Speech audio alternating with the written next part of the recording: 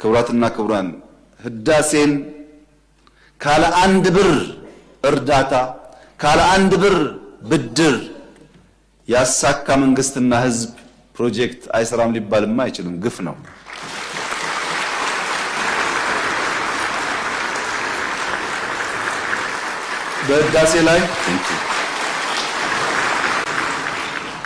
በህዳሴ ላይ አንድም ብር እርዳታ አንድም ብር ብድር ኢትዮጵያ አልወሰደችም።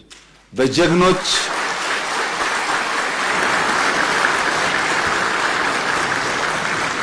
ኢትዮጵያውያን ቁርጠኛ አቋም በሀገር ውስጥም በሀገር ውጭ ያሉም ኢትዮጵያውያን በቁርጠኝነት ጨክነው በጋራ ቆመው ስለሰሩ የተከወነ ፕሮጀክት ነው።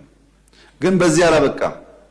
ህዳሴ ከአፍሪካ አንደኛውን ሰርተናልና ሌላ አያስፈልግም እኮ አለች ኢትዮጵያ። በአፍሪካ ሶስተኛ የሆነውን ኮይሻ እየገነባን ያለነው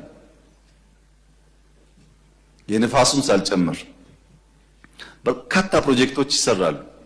ፕሮጀክት ቆሟል፣ ሜጋ ፕሮጀክት የለም ለተባለው እውነት ነው። ፕሮጀክት የለም፣ ግን ከአፍሪካ አንደኛው ኤርፖርት ኢትዮጵያ ውስጥ ተጀምሯል።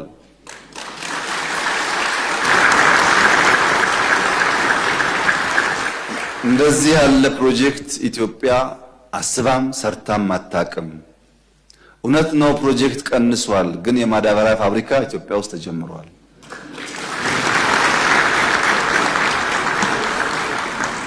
ፕሮጀክት ቀንሷል። የጋዝ ፌዝ 1 ጨርሰን ፌዝ 2 እና ሪፋይነሪ እየሰራን ነው። በሜጋ ፕሮጀክት በፕሮጀክት ክትትል በፕሮጀክት አፈጻጸም በፕሮጀክት አመራር እንኳን ኢትዮጵያ ውስጥ ድፍን አፍሪካ ገና ከኢትዮጵያ ይማራል። ድፍን አፍሪካ